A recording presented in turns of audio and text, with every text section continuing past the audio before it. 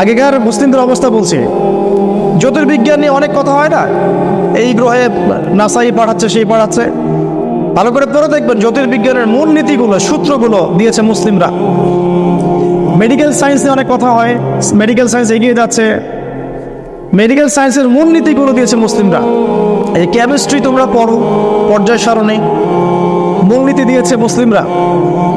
এই যে আমরা যে ল্যাপটপ চালাই, ইন্টারনেট চালাই, হ্যাঁ ডিজিটাল যত কিছু চালাই, এর জন্য প্রয়োজন হচ্ছে অ্যালগোরিদম। কিসের অ্যালগোরিদম? এই অ্যালগোরিদম আবিষ্কার করেছে মুসলিমরা। এই অ্যালগোরিদম যদি মুসলিমরা আবিষ্কার না করতো, আপনি ল্যাপটপ চালাতে পারতেন না, কিছুই করতে পারতেন না। এর বেস দিয়েছে কে? মুসলিমরা। এই যে ম্যাথামেটিক্স নিয়ে এত ফকর করি, ম্যাথামেটিক্স এর বেসও মুসলিমরা থেকে এসেছে। আপনারা কি জাবর ইবনে হাইয়ানের নাম শুনেছেন? আচ্ছা বাদ দেন তার কথা। আপনারা কি ইমাম রাজির নাম শুনেছেন? আচ্ছা, ফিলোসফি, দর্শন এর মূলনীতি দিয়েছেন তিনি। অনেক ইবনে সিনার নাম শুনেছেন? চিকিৎসা বিজ্ঞান পুরো ভিত্তি দিয়েছেন তিনি। আর এই যে পলিটিক্যাল সিস্টেম যেটা আমরা ওয়ার্ল্ড পলিটিক্স যেটা আমরা বলি, এর ভিত্তি দিয়েছেন কে জানেন? উমর ইবনুল খাত্তাব রাদিয়াল্লাহু আনহু। কে দিয়েছেন? এই যে প্রশাসনিক ডিপার্টমেন্ট, সদর দপ্তর, এই মন্ত্রণালয়, সেই মন্ত্রণালয়, এটা স্টার্ট করেছিলেন কে জানেন সর্বপ্রথম? উমর রাদিয়াল্লাহু আনহু। আমরা অনেকে জানি না। আমি এটাই বলছিলাম আপনাদেরকে যে যে জাতি তার শেকড় চিনে না, তাকে ডিমোটিভেটেড করা খুব সহজ। আমরা যদি হিস্ট্রি পড়া শুরু করি, ইতিহাস পড়ি, কোরআন সুন্নাহর পাশাপাশি আমরা দেখব বিশ্বের প্রত্যেকটা বড় বড় সেক্টরের মূল নীতি স্থাপন করে গেছে কারা?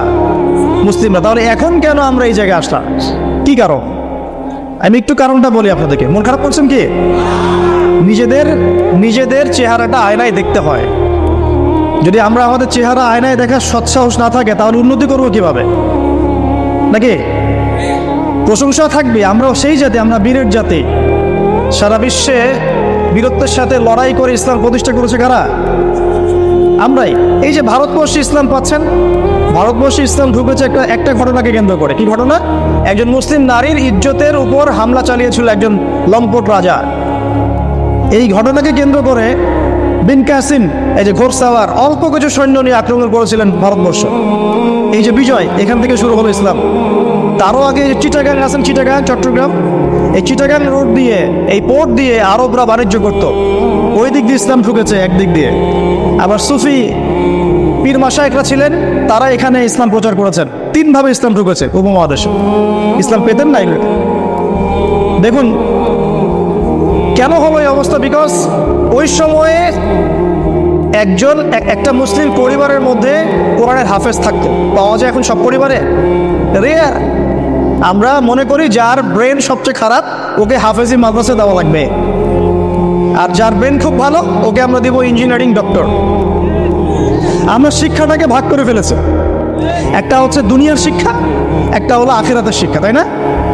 অথচ শিক্ষা তাকেই বলে যা আমার দুনিয়াও দিবে, আখিরাতও দিবে, এর নাম শিক্ষা। আর এই শিক্ষা কোথায় আছে? কোরআন সুন্নাহয় নাই। আর কোরআন সুন্নাহ শেখার পরে যদি আমি ডক্টর হই, ইঞ্জিনিয়ার হই, কোনো সমস্যা আছে? কোনো সমস্যা নাই। আমরা এটাকে ভাগ করে ফেলেছি। আমরা অর্থনীতিও ভাগ করে ফেলেছি। মসজিদে আমি পাক্কা মুসল্লি, দেখবেন মসজিদে মাশাআল্লাহ পাক্কা মুসল্লি, নামাজে পড়তে পড়তে একদম সেজদার দাগ পড়ে গেছে। যেই ব্যবসা করতে গেল মাপে কম, যেই ব্যবসা করতে গেল দেখবেন যে মজুদদারি, যেই ব্যবসা করতে গেল ওই যে স্টক করতেছে অন্যায়ভাবে, কৃত্রিম সম্পদ তৈরি করতেছে, যেই চাকরি করতে গেল ঘুষ, যেই আপনার ডিল করতে যাচ্ছে ইকোনমিক সেক্টরে সুদ। তো অর্থনৈতিক জীবনটাকে আলাদা করে ফেললাম। ওইটা দুনিয়ার জীবন, এটা হচ্ছে আমার পরকালের জীবন। ভাবখানে এমন আমাদের আকীদা চেঞ্জ করতে হবে। তো অর্থনৈতিক জীবন কি ইসলাম থেকে আলাদা নাকি? আপনি 5 ওয়াক্ত নামাজ পড়ছেন আলহামদুলিল্লাহ, এখন যদি সুদ খান তাহলে কি পাবেন? তাহলে অর্থনীতি ইসলামের সাথে সম্পৃক্ত না।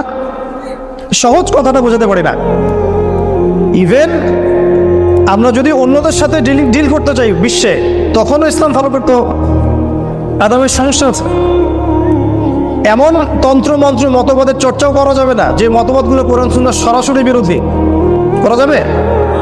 করা যাবে না। তো আমাদের জীবনটা পরিপূর্ণটাই ইসলাম, পূর্ণাঙ্গটাই ইসলাম। এখানে আংশিকতা সুযোগ নাই। আল্লাহ এই কথাটা বোঝার তৌফিক দান করুন।